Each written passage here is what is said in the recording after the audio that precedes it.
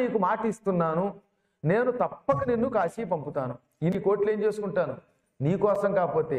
కానీ హఠాత్తుగా కుటుంబ భారం నా మీద వేసిపోతే ఎలాగా? నాకు వ్యాపారం తెలియదు, ఇంతకాలం చదువుకున్నాను. ఒక ఏడాది పాటు ఇక్కడుండి వ్యాపారంలో మెళుకువలు చెప్పు, ఇవన్నీ నేర్పు అంటే అది కూడా న్యాయమేనాయనా అని ఒక ఏడాది పాటు ఈ కుర్రాడికి వ్యాపారంలో ఉన్న మెళుకువలన్నీ బాగా చెప్పింది. ఇక వ్యాపారంలో మెళుకువలు చెప్పి ఇతనికి వ్యాపారం అప్పగించి వెళ్ళిపోదాం అనుకున్న టైంకి అప్పుడు ఆ ఊళ్ళో వాళ్ళు ఒకళ్ళు వచ్చి, ఏవమ్మా మీ అబ్బాయి పెళ్లి చూడకుండా పోతావా? ఇదిగో మా అమ్మాయి ఉంది, బంగారం లాంటి పిల్ల, జోడీ బాగుంటుంది అనగానే సర్లే పెళ్లి చేసేద్దాం. అమ్మాయి కూడా, ఆడలు కూడా అదృష్టం, అత్తగారంటే భక్తి అండోయ్, ఒక్కొక్కళ్ళ జాతకం అది. కానీ అంగట్లో అన్నీ ఉన్నా హల్లుడి నోట్లో శనన్నట్టుగా అయిపోయింది ఆవిడికి. పాపం కొడుక్కి తల్లి అంటే ఇష్టం, కోడలికి అత్తంటే ఇష్టం. ఇద్దరు పెళ్ళయ్యాక దండం పెట్టగానే, పెళ్ళయింది, మీ ఇద్దరు సుఖంగా బతకండి నాయన, ఇక నాకు కాశీకి పంపించరా బాబు, 4 రూపాయలు ఇచ్చి మంచి మనిషిని పంపింది అనగానే కోడలు, అత్తయ్యా నువ్వంటే నాకు ఎంతో ఇష్టం, ఓ 2 ఏళ్ళు మీ ఇద్దరం హనీమూన్కి వెళ్ళొస్తాం తేనెచంద్రుడికి, ఈ 2 ఏళ్ళు వ్యాపారం నువ్వు నడపవా అంది గడ్డం కింద చెయ్యి పట్టుకుని. ఆ కోడల మాట కాతం లేకపోయింది. సర్లే మీ ఇద్దరు తిరగండి, నేను 2 ఏళ్ల తర్వాత పెడతానంది. ఈ 2 ఏళ్ళు వీళ్ళిద్దరూ టింగురంగానని ఊటీ గీటీ తిరిగి వచ్చారు. దాంతో ఈవిడు కూడా మళ్ళీ గర్భవతి అయింది కోడలు. కోడలు అంది, అత్తయ్య నువ్వు వెళ్ళిపోతే ఎలాగ, ఇప్పుడే గర్భవతిని, అసలే నాకు చిన్నప్పటి నుంచి సరైనటువంటి ఆలనా పాలన లేకుండా పెరిగాను, నువ్వు బాగా వంట కూడా చేస్తావు, నాకు కజ్జికాయలు, గోరుమీటీలు, బూడిద గుమ్మడికాయ కూర ఇవన్నీ పెట్టవా? పాపం కోడలి మీద ప్రేమతో అత్తగారు ఇవన్నీ చేసి పోషించింది.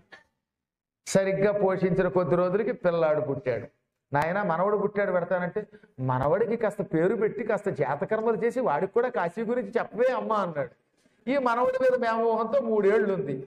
3 ఏళ్ల తర్వాత ఇక నాయన కాశీ అంది. ఈ లోపీవుడు రెండోసారి మళ్ళీ గర్భవతి అయ్యింది. మళ్ళీ పిల్లాడు పుట్టాక పంపిస్తానన్నాడు ఆయన. రెండోసారి ప్రసవం అయ్యింది. నాయన ఇంక నేను ఉండలేనురా కాశీ కాశీ అంది. ఆ రాత్రి చచ్చిపోయింది పాపం. అప్పుడు ఏడ్చాడండి ఈ ధనంజయుడు. ఆ అమ్మ శవం దగ్గర పడి, మా అమ్మ దేవత, చిన్నప్పటి నుంచి కళ్ళల్లో ఒత్తులు వేసుకు పెంచింది, అంత ప్రేమను చూపించిన తల్లిని మేము ఎక్కడా చూడలేము. ఈ తల్లి అంటే నాకు భక్తి, మా అమ్మ ఇంతలో చచ్చిపోతుందని నేను అనుకోలేదు. అయ్యో కాశీ కొడుక కొడుక కొడుక అంటూ కాశీ మీద వ్యామోహంతో చచ్చిపోయింది.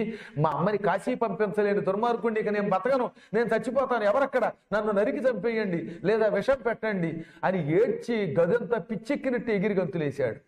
అప్పుడు చుట్టుపక్కల వాళ్ళు అతను ఓదార్చలేకపోయారటండి. ఇంకా మాతృవియోగ దుఃఖం అంతా ఇంత కాదు, పాపం వాడు పొందాడు. అమ్మ నీ కోరిక చెల్లించలేని దుర్మార్గుడిని ఇంక నేను ఎందుకే బతికి మాత్రం ఏం చెయ్యను అన్నట్టు పాపం వాడు. నేను అన్నం తినను, మా అమ్మని కాశీ పంపించలేని దుర్మార్గుడికి ఏదో శిక్ష పడాలి అని గోడనేసి బాదుకున్నాడు. తల నేల మీద పడి పొల్లిగింతలు పెట్టాడు. వీడిలా ఏడుస్తూ ఉంటే అప్పుడు బ్రాహ్మణోత్తములు పండితులు వచ్చి గట్టిగా పట్టుకుని, పిచ్చెక్కిందా, ఎందుకయ్యి ఏడుస్తావు, ఏడిస్తే మాత్రం తల్లి రుణం తీర్చుకోగలుగుతావా, కష్టం వచ్చినప్పుడు ఏడవకూడదు, మూర్ఖులు ఏడుస్తారు, జ్ఞానులు దానికి తగిన పరిష్కారాన్ని వెతుకుతారు. మీకు ఒక రహస్యం చెబుతున్నాం విను. నీ తల్లిని తగలబెట్టు, దహనమయ్యాక అస్థికల్ని చితాభస్మాన్ని ఒక పిడతలో సంచయనం చేసి దాచు. ఆ తర్వాత కొంత ఇక్కడ సముద్రం ఎలాగో ఉంది కనుక సేతువులో కలిపేయి. చాలా మందికి తెలియక 2 చోట్ల కలపకూడదంటారు, కలపచ్చని పురాణం చెబుతోంది. మన ఊళ్ళో ఎవరినైనా తగలబెట్టారు గోదావరి తీరంలో అనుకోండి, అందులో కొంత చితాభస్మాన్ని గోదావరిలో కలిపాక మరి కొంత తీసుకెళ్ళి దాన్ని 2 భాగాలు చేసి ఒకటి ప్రయాగలోను ఒకటి కాశీగంగలోను కలపమని కాశీ వైభవంలో సకల పురాణాల్లో ఆఖరికి అత్యద్భుతమైన మంత్రశాస్త్రంలో కూడా చెప్పారు. ఎందుకో 2 భాగాలు చేయకూడదు, ఓ చోట కలిపితే చాలని ఒక భ్రమ కలిగింది మనకి తెలియకుండా. అందుకని నాయన నువ్వేం బెంగ పెట్టుకోకు, కొంత భస్మం కొన్ని అస్థికలు దాచి ఉంచు, ఆ తర్వాత వాటిని పంచగవ్యాలతో శుద్ధి చెయ్యి, వాటిని తీసుకుని కూలాండ్ ఒకరిని పెట్టుకుని కాశీ వెళ్ళు, కాశీగంగలో మీ అమ్మ చితాభస్మాన్ని ఎముకల్ని కలుపు, చచ్చిన తర్వాత ఎముకలు చితాభస్మము గంగలో కలిపితే కాశీలో అటువంటి వాళ్ళు కాశీని చూచిన ఫలితం పొందుతారు, వారికి కాశీవాస ఫలం వస్తుంది, ఇది శాస్త్ర ప్రమాణం అన్నారు.